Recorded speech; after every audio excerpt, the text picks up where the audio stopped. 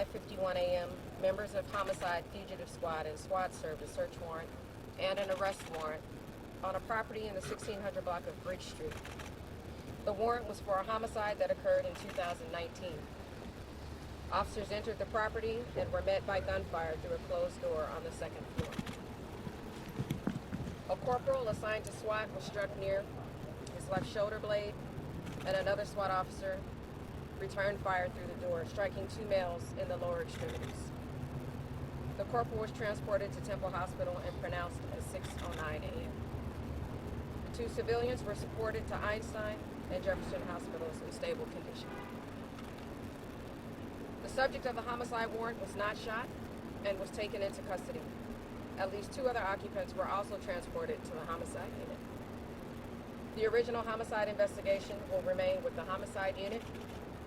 The officer-involved shooting investigation will be investigated as well.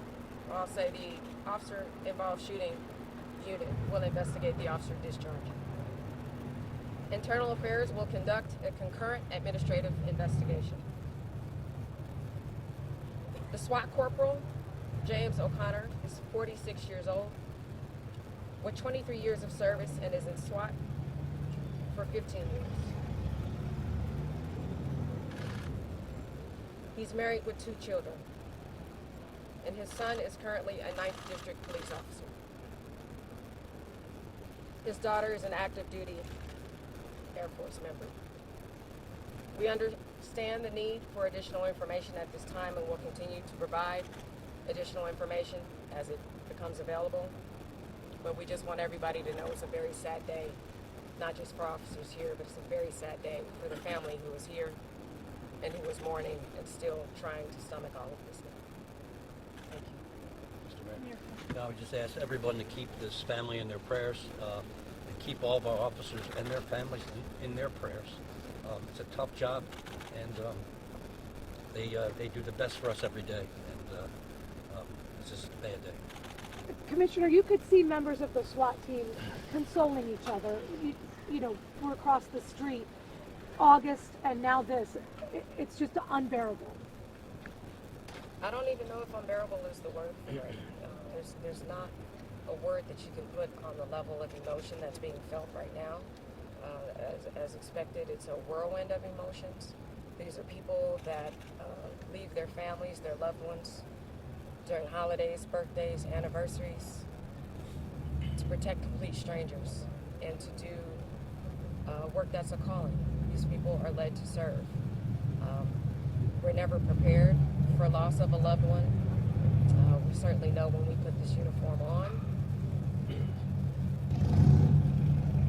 that it could be the last time that we see our loved ones. But at the same time, it takes a special person to do this job, and that's who this corporal was. We will continue to honor our corporal's memory, and we'll do everything that we can to make sure that the family will be provided for and taken care of in the years to come. Commissioner, just give us some perspective. I'll let Mr. President. I defer to the commissioner and to the mayor. It's just a sad day, and it's for everybody here, but the family. It's hard to swallow. You can really see it, just even across the street. There's tears flowing, running here, trying to be in support of each other. Every man, every woman, you can tell that they're really trying to be here for each other. It's a 7,000 member family. It's the best I can explain.